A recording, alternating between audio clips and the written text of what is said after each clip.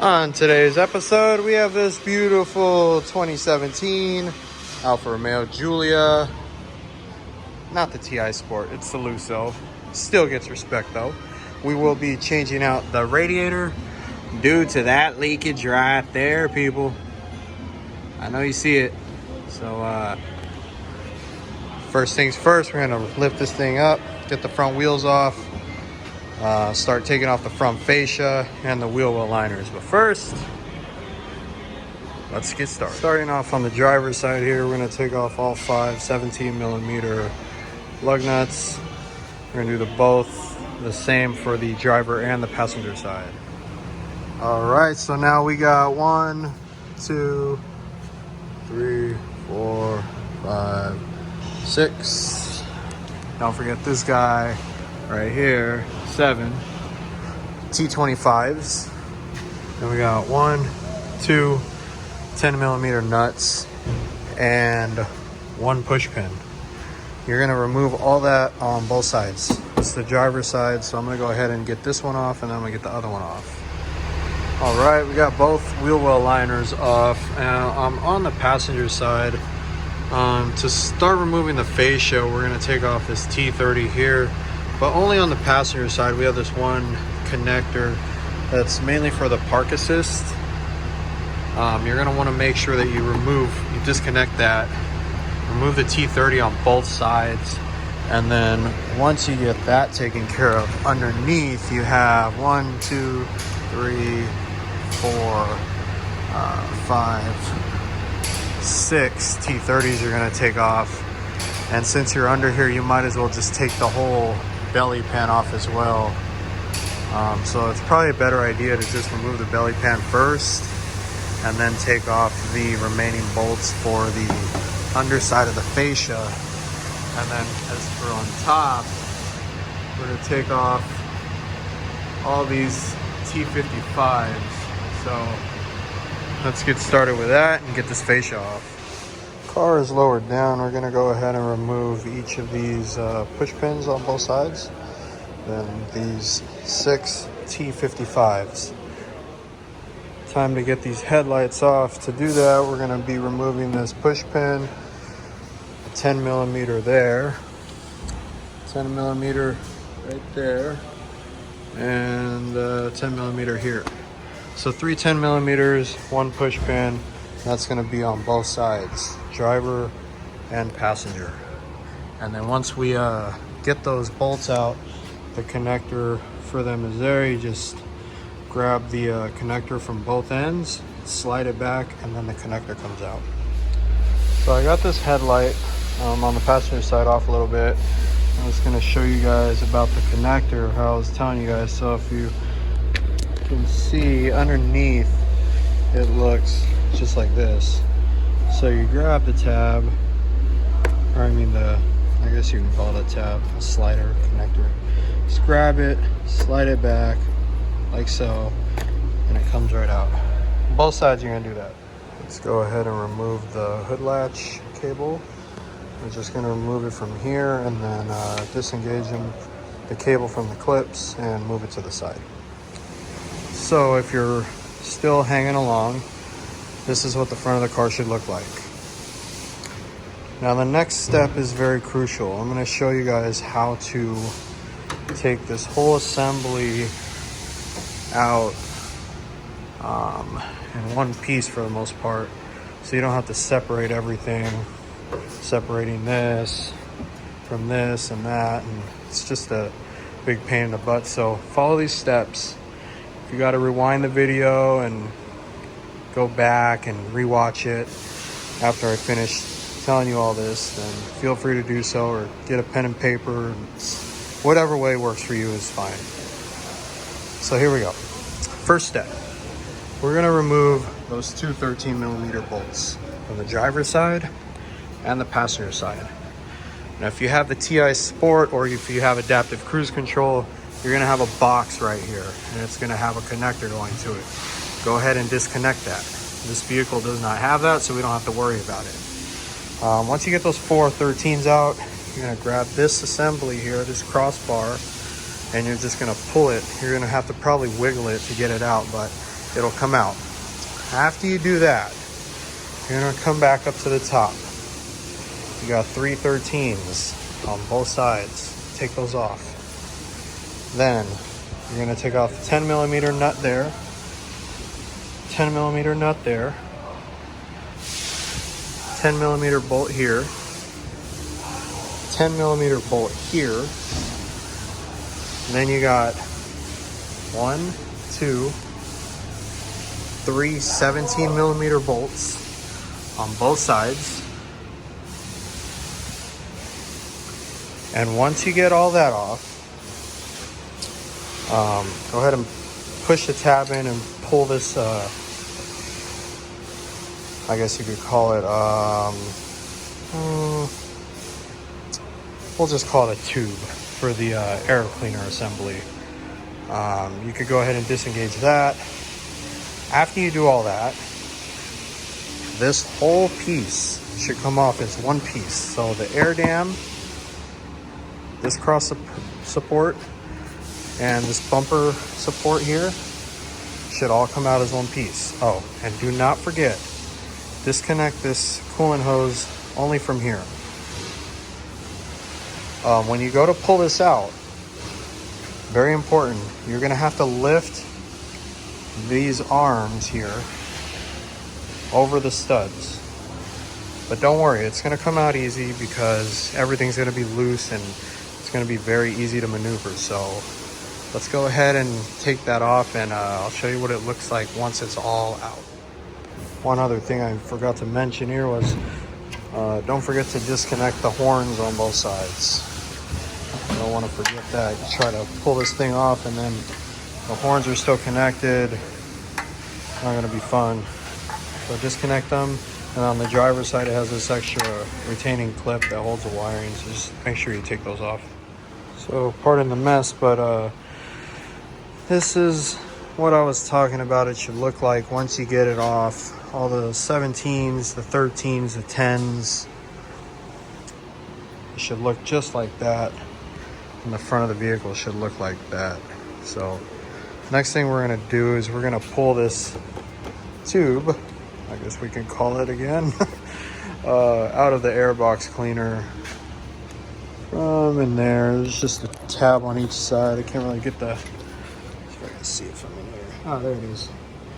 That guy right there, and then there's one on the other side as well.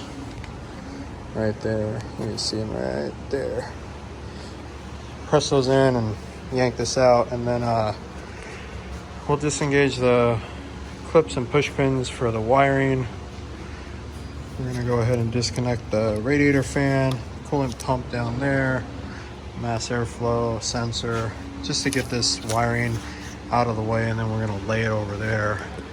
After we do that, we'll come to the front and we will disengage the clips for the transcooler. One there, one there. So we just push them back with a screwdriver, some sort of tool you can use. Yeah, flathead screwdriver should work. Just press it back, and then you're gonna take your finger under here and just lift it up once it clears this flat spot here on both sides. Once that's out, then you can just take that and plop it to the side and tie it back with a either a rope of some sort, not zip tie, or a strap, just to hold it off to the side. And then once we get there, show you. This is what I was talking about. So here's the wiring off to the side there, and then the transcooler that was right there, went ahead and just placed it over here, out of harm's way, not touching nothing, not really, it's not getting damaged or anything. It's not bending the aluminum lines at all. It's just out of the way. It is safe there. Next, we are going to remove these 4 10mm bolts. And when we do that, we're going to be able to maneuver this forward and have more play, because after that, we're going to disengage 1, 2 clips that holds this hose. And then after that, there is a 10mm bolt way way down there. Let's see if I can get in there. I'm not sure if you can see it. It's down there though. Let's try to get it from here. There it is. You can see the head of it right there. Try to zoom in on it a little bit. There it is. See the 10 millimeter it's hiding there? We're gonna take him out and then show you what's after that. So we got the bolts out, got the hose disengaged. As you can see, this is what I was talking about. You can now maneuver it more. We're gonna take these hoses off. First things first, you gotta lift up the metal clip that's there. Come on, right there, that metal clip. Stick a little screwdriver in the little opening there at the top and then just lift it up, and you're gonna see that this piece here on both sides is gonna lock into that slot there. You're gonna do that for both hoses, this upper radiator hose and then this turbocharger cooler hose. That's the driver's side. Passenger side, you got the lower radiator hose. Same thing, you get a better visual there of what I was trying to tell you. There it is, right there. Just stick a screwdriver in there, lift that up. Same thing goes for the turbocharger cooler hose. And then once you get those clips lifted up, those retaining clips, what you're gonna do is you're gonna go ahead and wiggle the hoses off, and be careful, there's gonna be a lot of coolant that comes out. So make sure you have an adequate size drum to catch all that coolant. So let's get that off. One thing I wanna mention is that once you get the hoses out, make sure that after you get the hoses out and the coolant drains and everything, this is on the driver's side, by the way. Not much is gonna come out of the driver's side. Unless the car was driven for a while, then you're gonna have runoff from the hoses. But like in this situation, the car was sitting for about 3 days. I just pulled it into the shop today and it was sitting in my stall for about an hour or two. So there's no coolant in the lines really. So I didn't get any runoff from there in comparison to the passenger side where everything came out and made a mess, but that's okay. But like I was saying, one thing I want to mention is that once you get the hose out and you're going to pull before you pull the radiator and everything back to separate everything, you're going to want to push these clips back in and make sure they lock in place. Because if you lose this tab here, you're gonna have to replace the whole radiator hose. You cannot get that separate. Same thing goes for the turbocharger hose there. So do not lose those. Make sure you snap them back into place before you do anything else, after you get the hoses out. All right, now we are going to separate the condenser and the turbocharger cooler here from the radiator, so that way we can go ahead and remove the radiator from the vehicle. So on both sides, you're gonna find this clip here that you can compress. See how it's moving there? So what you're gonna do is you're gonna compress that, and let me see if I can try and do this with one hand. It's kind of hard, but you compress it. Oh, I got it. And you pull back. You can do that on both sides. I'll show you where it's at on the passenger side here. On the passenger side, it's a little hard to tell, but it's right here. You see that right there. I got this one out too by luck. Look at that. That's how it separates. And then down here, let's see, right in there, that's where it hooks in at. You see, that's where it hooks in at on the passenger side. Now when you do this, you're going to be leaking a lot of coolant everywhere, so be careful. Same thing on this side. Apologize, I'm trying to do this with one hand here. I don't have a GoPro yet, so makes it a little difficult. But let's see if I can get this out.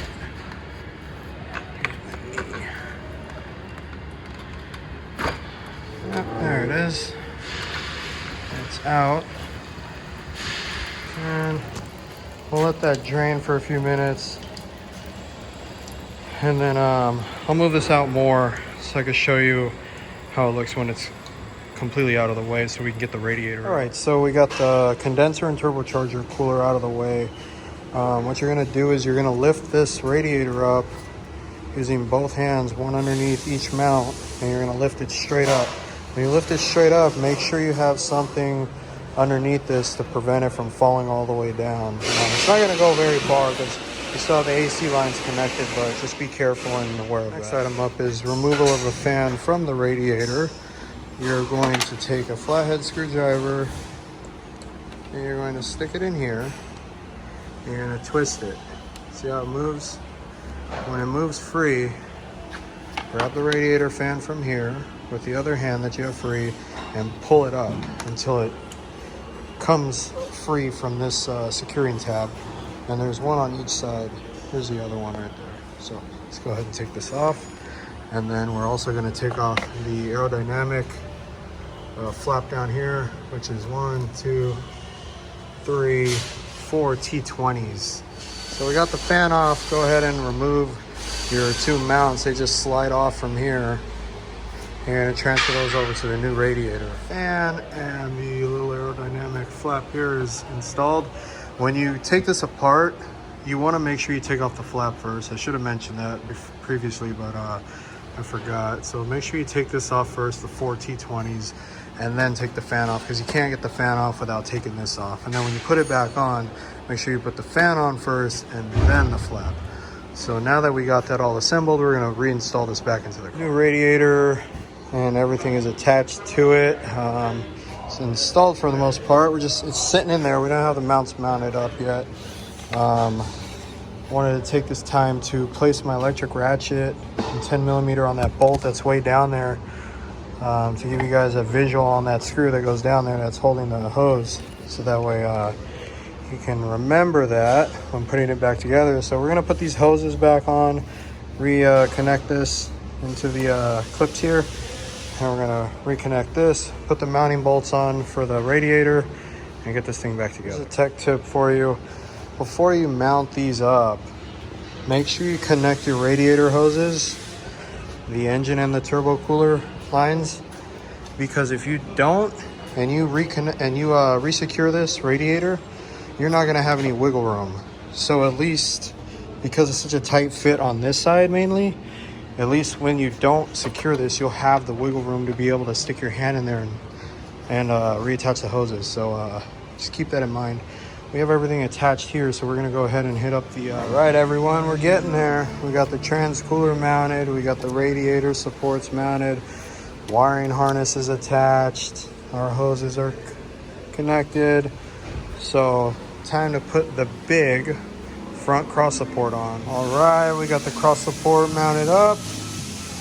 Everything's secure. One thing I want to point out to you guys is that when you go to connect this connector back to the ACC module, make sure that you clean this connector out. Blow all that coolant out of that connector, because if you don't and you just plug this thing in, you're gonna have all kinds of trouble codes. So don't forget to clean this connector out.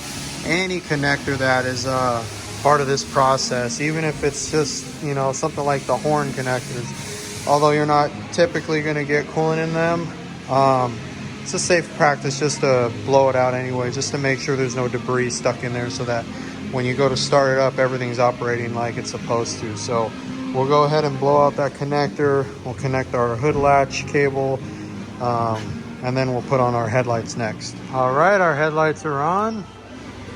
Next up, we're reinstalling this support brace at the bottom. We're gonna go ahead and tighten down these two 13mm on each side. And you're probably wondering, well, why did you wait till the last second to do that? Well, because when you tighten down this assembly and you tighten down the headlights and everything kind of just then settles. So if you put this on too soon, it's not gonna fit correctly. If you notice, there's a weather seal that kind of tucks in. Let's see if I can get this. It tucks into here, and it has to line up right. So if it's not installed correctly, it's going to create all kinds of wind noise and issues when you're driving on the freeway. So we're going to go ahead and tighten this up, and then we're going to slap on this front fascia. Front fascia is on and secured. Next, we're going to throw in the wheel well liners and the belly pan, and then we're going to drop it down and bleed the cooling system. All right, we got the wheels, fascia, belly pan on. Some of you will probably give me grief for that. Wheel well liners on. Like I was saying, some of you might give me grief for putting the belly pan on so early, because I've gotten comments on other videos about it saying I shouldn't put it on before checking for leaks and this and that. But I've done so many of these radiators, probably over 100, that I know in my heart of hearts that everything is good. So I'm confident when I can drop the car all the way down, fill it up with coolant, and test drive it and know it's not going to leak. I've done enough of these. So anyways, moving on, we'll go ahead and fill up the coolant on the turbocharger circuit as well as the engine circuit, and bleed it and see how it goes. Now, Alfa gives you all those fancy bleeder valves to open and all that good stuff to bleed the cooling system, but the only way that I do any cooling system, not just Alfa, but Maserati, Fiat, Chrysler, Jeep, Dodge, Toyota, anything, is I use a vacuum bleeder. If you want to use one of these, you have to use you have to have access to a compressor to be able to plug in the air hose to create the vacuum. And when it reaches this point here, you close the valve, disconnect the shop air, watch for a couple minutes, make sure it holds pressure, which it typically does. And then I have a bucket here that has the brand new coolant. Yeah, the bucket's dirty, whoop-de-doo, but there is a filter on the end of this hose that is at the bottom of the bucket. So any particles that might be in the bucket will not get sucked into the cooling system. And yeah, I'll show you how this goes. Give me just a second. So we removed that hose and we installed this hose, which is going into the bucket. And then we're gonna go ahead and open this valve. And it's gonna pull the coolant in and utilize that vacuum that's in the system. And you can see the hose there. Once it plumps up, it indicates coolant is in the vicinity and is filling up that hose. See how it plumped up?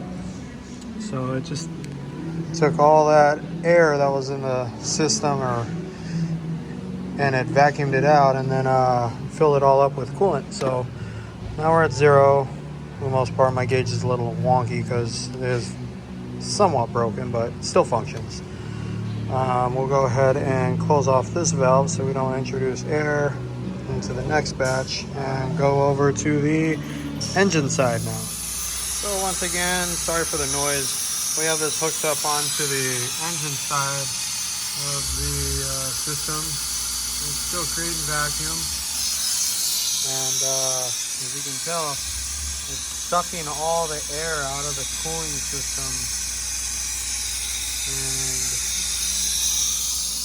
just removing all that air, so that way when we close off that valve and remove these two hoses, it holds that vacuum. So when we go to hook up our other hose and open that valve, it just uses that vacuum to suck in all that new coolant, and there's no possibility of getting any air trapped into that system. So this is the way we do it at the shop. Saves us tons of time. I think the warranty book pays us like 52 minutes or something like that to do this procedure, to bleed the cooling system, and that's 52 minutes per unit. So 52 minutes for that and 52 minutes for that. So this is a huge time saver. It takes about 5 minutes, and yeah, We'll close that off, remove those two hoses, and vacuum in the new coolant. And that will conclude this video. So let me know how it goes, you guys. If you guys have any comments, anything like that, just please go ahead and like and subscribe to like the video, subscribe to the channel. Go ahead and share this video with whoever you think could use it. And hey, have fun wrenching.